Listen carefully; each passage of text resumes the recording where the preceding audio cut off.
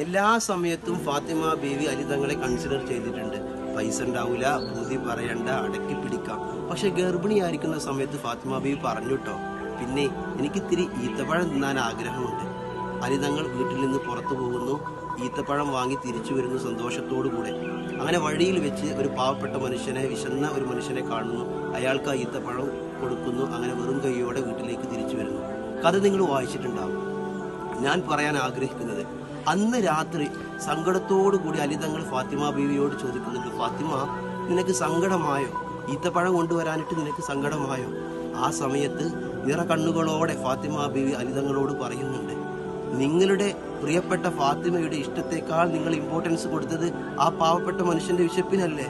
അതിനുള്ള വിശാലത കാട്ടിയില്ലേ തങ്ങളെ നിങ്ങൾ? അതുകൊണ്ട് ഒരുപാട് ഈത്തപ്പഴങ്ങൾ തിന്ന മധുരം ഞാൻ അറിഞ്ഞു എന്ന് ഫാത്തിമ ബീവി പറയുന്നുണ്ട്. പ്രിയപ്പെട്ടവർ, അവർ രണ്ട് മനുഷ്യരാണെങ്കിലും ഒരു ഹൃദയമുള്ളവരായിരുന്നു.